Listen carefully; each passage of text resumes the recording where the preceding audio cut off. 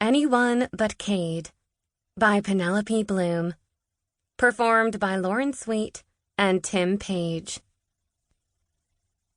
My hometown of West Valley, North Carolina, tried its hardest to be like all the idyllic small towns in TV shows.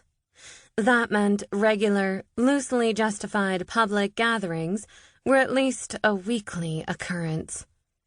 Sure, we still got together on Main Street for legitimate holidays, like the 4th of July and our pre-Halloween costume bash.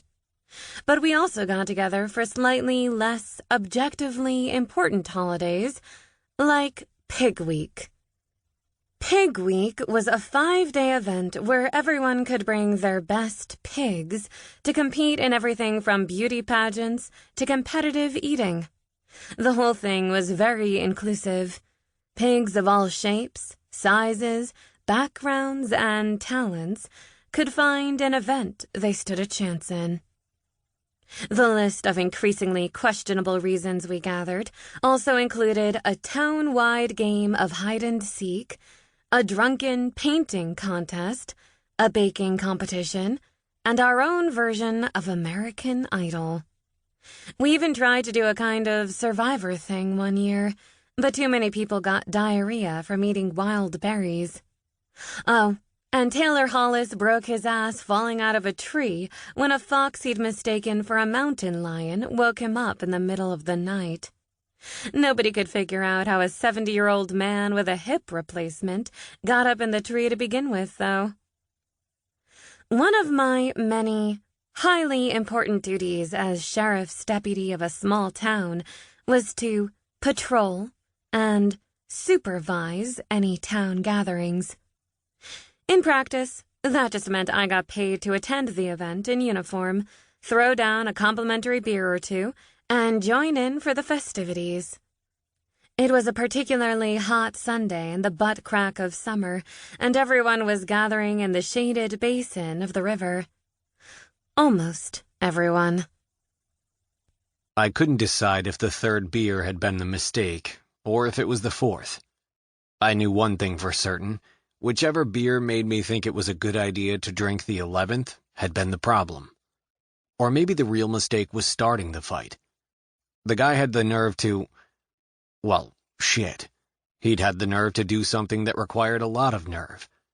I knew as much because I specifically remember getting off my bar stool, turning and pointing as I said, "You got a lot of nerve, asshole." I assumed I'd hit him after that point because my knuckles looked red and scuffed up. Judging by the fact that I wasn't hurting anywhere else, I'd say I'd done a pretty damn good job of it, too. From the looks of things, I'd had to make a run for it and bolted out into the night. Maybe I had chased him?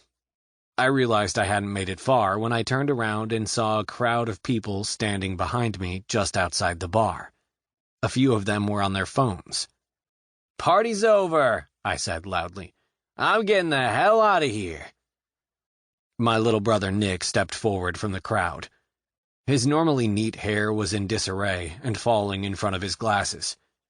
"Pretty sure you're not supposed to leave right now? People already called the cops." "Cops? You mean Iris and her little boyfriend?"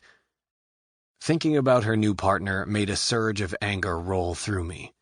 He was a pretty boy, and I bet Iris liked riding around town with him. Fuck. I wished my head would stop spinning. I could feel myself swaying as I stood. And where was the girl I'd done the couple swim with? Jenna? Jayla? I put my hand to my forehead and tried to shake some of the alcohol out of my system, but all it did was make me dizzier. The only thing I remembered for sure was the call I'd gotten right before deciding to get plastered. I wasn't exactly in a prime mental state, but I was pretty sure the news I'd been given was what had led to the 11 beers.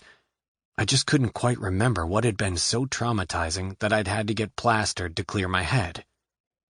"Probably," Nick said. "And something tells me Iris will love the excuse to toss you in a cell for a few nights." "What, is the guy dead?" "What guy?" asked Nick. I held up my scuffed knuckles.